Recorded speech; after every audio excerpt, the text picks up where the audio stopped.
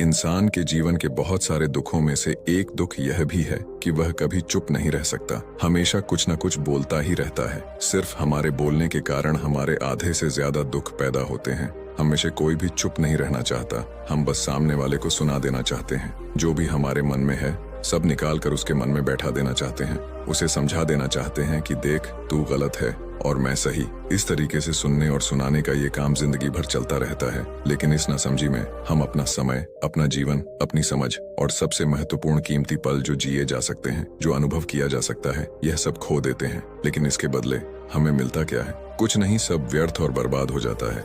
एक बार की बात है, एक गांव में एक युवक रहता था जिसका नाम रामू था। रामू न चाहते हुए भी बहुत बोलता था। उसके बोलने से सभी परेशान रहते थे। एक दिन रामू को पता चला कि जंगल में एक साधु आए हुए हैं। उसने सोचा शायद ये साधु मुझे मेरी चिंताओं से आजादी दिला सकते हैं, तो वह अपनी माता पिता के साथ साधु के पास गया। रामू ने साधु से कहा, महाराज कृपया मुझे यह समझाए कि मैं कैसे कम बोलूं, मेरी बातें लोगों को परेशान कर रही हैं। साधु ने मुस्कुराते हुए कहा, बेटा मैं तुम्हें इसे एक कहानी के माध्यम से समझाता हूँ। मेरे गुरु का एक शिष्य बहुत बोलता था। वह हर समय कुछ न कुछ बोलता रहता था और कभी शांत नहीं होता था। जब वह दान लेने के लिए जाता था तो वह हर घर से एक नई कहानी लेकर आता था और सभी शिष्यों को सुनाता था। वह हर शिष्य की बुराई करता था, चुगली करता था और दूसरों के सामने अच्छा बनने का प्रयास करता था। सिर्फ अपने मुंह से खुद की तारीफ करता था और गुरु के सामने खुद को सबसे बुद्धिमान और अच्छा साबित करने का प्रयास करता था।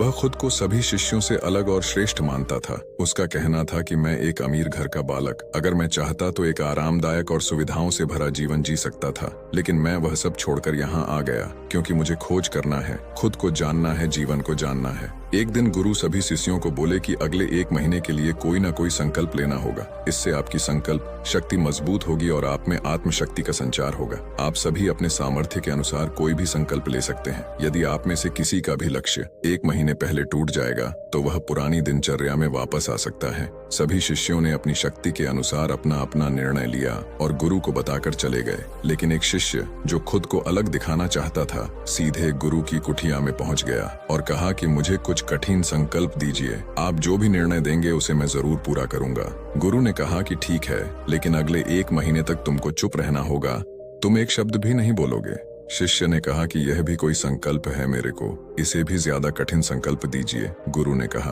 पहले तुम ये करके दिखाओ। शिष्य ने गुरु की बात मान ली और वह उसी समय चुप हो गया और पलटकर कुटिया से बाहर चला गया। उसे चुप रहना बहुत आसान लग रहा था। उसने एक दिन तो जैसे तैसे चुप रहकर काट लिया, लेकिन दूसरे दिन से उसके मन में ना बोलने से अजीब लगने लगा और तीसरे दिन उसे भारीपन महसूस होने लगा और चौथे दिन उसके अंदर एक अजीब सी बेचैनी होने लगी, क्योंकि आसपास आश्रम के सभी शिष्य एक दूसरे से बातें कर रहे थे। वह भी अपना पक्ष उनके सामने रखना चाहता था, लेकिन उसका संकल्प उसके सामने आ रहा था, इसीलिए वह पूरे दिन सिर्फ आंखें बनाता। इसी तरीके से कुछ दिन और बीते और वह शिष्य बीमार पड़ गया। उसका सिर फटा जा रहा था, उसका खाने पीने तक का मन नहीं था, वह सिर्फ बोलना चाहता था। वह अपने गुरु के पास गया और उनके सामने लिखकर कहा कि मैं बोलना चाहता हूँ, मैं अंदर ही अंदर पागल हुए जा रहा हूँ। यह पढ़कर गुरु ने मुस्कुराया और कहा कि जो अपने संकल्प को पूरा करता है वह अपनी आंतरिक शक्ति को बढ़ाता है, और जो अपनी आंतरिक शक्ति को बढ़ाता है वह समाज में आगे बढ़ता है।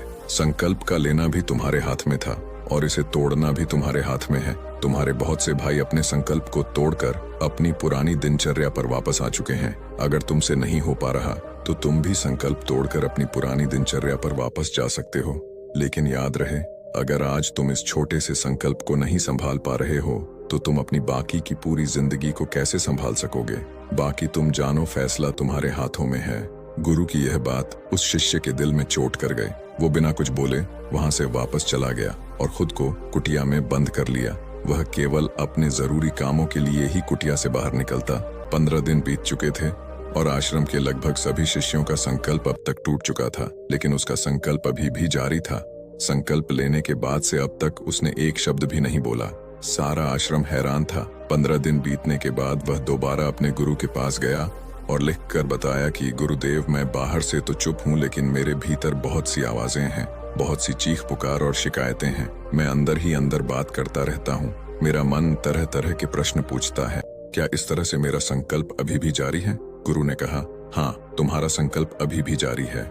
लेकिन जब तक लोगों की ये आवाजें तुम्हारे कानों में आ रही हैं, तब तक तुम्हारा मन बोलता रहेगा, क्योंकि इसे तो आदत है। तुम भले ही बाहर से चुप रहो, लेकिन तुम अंदर ही अंदर बोलते रहोगे। तुम्हें इन बातों से, इन आवाजों से दूर जाना चाहिए। शिष्य गुरु को प्रणाम कर वहां से चला जाता है और सुबह होते ही अपनी कुटिया छोड़कर जंगल की तरफ चला जाता है। कई दिन बीत जाते हैं, संकल्प का समय भी पूरा हो जाता है, लेकिन शिष्य लौटकर नहीं आया। आश्रम में सभी को डर था कि कहीं जंगली जानवर ने उसे खा न लिया हो। इस बीच उसे ढूंढने की बहुत कोशिश की गई, लेकिन वह कहीं नहीं मिला। गुरु ने कहा, हो सकता है कि जानवरों ने उसे अपना शिकार बना लिया हो, लेकिन उसके न लौटने की एक दूसरी वजह भी हो सकती है। शायद उसे वह मिल गया है जिसके लिए वह गया था।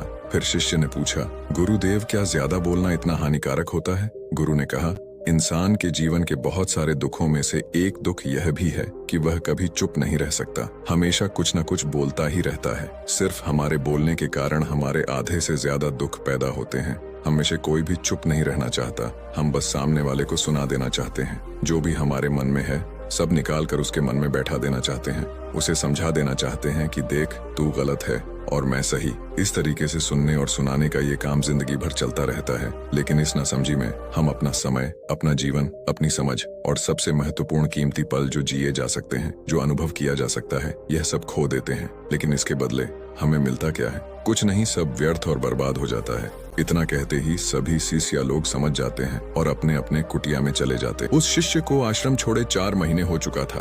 फिर एक दिन वह शिष्य आश्रम आता है। सभी शिष्य उसको देखकर हैरान थे, क्योंकि उसके अंदर एक गजब का बदलाव महसूस किया जा सकता था। उसके चेहरे पर एक गजब का ठहराव और आंखों में शांति थी। आश्रम में आते ही सभी शिष्यों ने उसे चारों तरफ से घेर लिया और बातें करने लग गए। वह भी उन सब से बातें करने लगा। उससे बात करने वाले सभी ने यहाँ अनुभव किया कि अब वह पहले जैसा बहुत बोलने और चुगली करने वाला नहीं रहा। उसके मुंह से एक एक शब्द बहुत ही सुलझे हुए और मधुरता के साथ निकल रहे थे। थोड़ी देर तक शिष्यों से बात करने के बाद वह सीधा गुरु की तरफ चला गया। उसने गुरु के चरण छुए और कहा, गुरुदेव, क्या मैं अभी मौन हूँ? उस समय मैं मुंह से तो चुप था, लेकिन मेरे अंदर बहुत सी आवाजें थीं। मन में बहुत से प्रश्न थे और वह बंद नहीं हो रहे थे। तो मैं जंगल में चला गया इस उम्मीद से कि वहां मुझे शांति मिलेगी और मेरे मन की बकबक कम हो जाएगी। लेकिन मैं जितना जाता गया, मेरे अंदर की आवाज उतनी ही तेज होती गई। मेरे भीतर की पुरानी से पुरानी आवाज मुझे सुनाई देने लगी। तब जाकर मैंने महसूस किया कि मैं कितना गलत कर रहा था। काफी दिनों तक ये आवाजें, ये शिकायतें मेरे अंदर चलती रहीं, लेकिन धीरे धीरे करके एक दिन ये सारी आवाजें मेरे अंदर से समाप्त हो गईं। अब मैं भीतर से भी मौन हो गया और मैं उस दिन पहली बार मौन की ताकत को समझा। मेरे चारों तरफ बहुत शांति थी। हालांकि अभी भी कुछ आवाजें आ रही थीं जो पहले भी आती थीं, लेकिन मैं उन्हें सुन नहीं पाता था। लेकिन अब वह सभी आवाजें मुझे स्पष्ट रूप से सुनाई दे रही थीं। हवा के चलने की आवाज, चिड़ियों के चहकने की आवाज और पानी के बहने की आवाज, ये सभी आवाजें मैंने पहली बार सुना। अपने चारों तरफ इतनी शांति मैंने पहले कभी महसूस नहीं की थी। फिर गुरु ने कहा, जब तक हम बाहर की तरफ बोलते रहेंगे तब तक भीतर अशांति ही रहेंगे, लेकिन जिस दिन हम भीतर की तरफ मुड़ जाएंगे तब हमारे अंदर एक अलग ही शांति महसूस होगी। दुनिया में जितनी भी बुराइयां हैं वो हमारे ज्यादा बोलने से ही उत्पन्न होती हैं, क्योंकि हम चुप रहना नहीं चाहते हैं। जितनी हमें जरूरत है उससे ज्यादा ही बोलते हैं। सामने वाला क्या कह रहा है यह हम नहीं सुनना चाहते, बल्कि उसकी बोलती बंद कर देना के लिए उसे समझा देना चाहते हैं कि मैं कौन हूँ, मैं क्या कर सकता हूँ। गुरु कहते हैं कि जो लोग किसी का सुनने की बजाय सिर्फ अपना सुनाने में रहते, ऐसे लोगों का जीवन दुखों से भर जाता है। लोग सोचते हैं कि अगर हम चुप रहेंगे तो आगे वाला हमको मंद बुद्धि समझेगा। आपको समझना चाहिए कि असल में सभी लड़ाइयों का कारण हमारा बोलना ही है। इसलिए हमें सिर्फ उतना ही बोलना चाहिए जितना जरूरी हो, क्योंकि व्यर्थ का बोलना ऊर्जा को नष्ट करना है और यह बोलना ही हमें कभी अपने भीतर की ओर लौटने नहीं देता। इसलिए अगर हम आप आज से ही बोलना कम कर दें और अंदर की आवाज को सुनना चालू कर दें, तो कुछ दिन बाद आप देखेंगे कि आपके सोचने, समझने और याद रखने की शक्ति बढ़ गई। आपके अंदर एक अलग ही शांति और ठहराव महसूस होगा। दोस्तों, इस कहानी की यही सीख है कि व्यर्थ का बोलना ऊर्जा को नष्ट करना है।